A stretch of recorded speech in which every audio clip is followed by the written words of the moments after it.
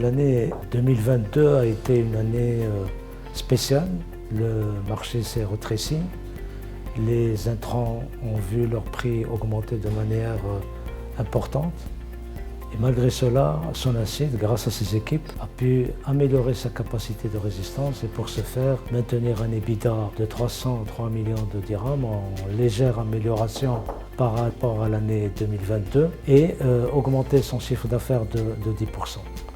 C'était aussi une année de lancement du nouveau projet des fibres d'acier, projet qui va permettre à Sonacid d'améliorer son portefeuille produits finis, diminuer la proportion des commodités et par conséquent être sur des marchés plus rémunérateurs et plus intéressants sur le plan technique, technologique et commercial.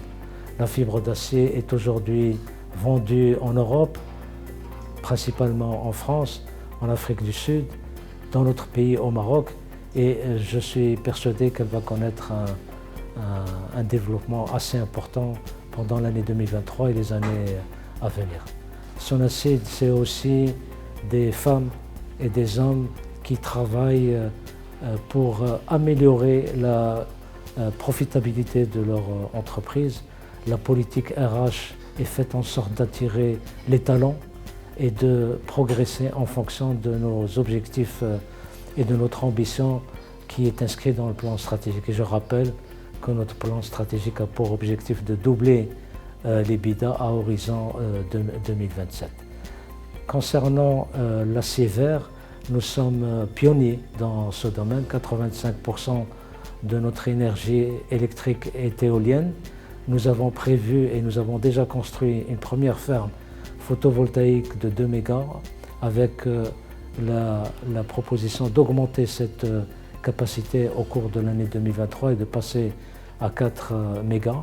Notre objectif étant d'atteindre les 100% d'énergie renouvelable concernant la consommation d'énergie électrique.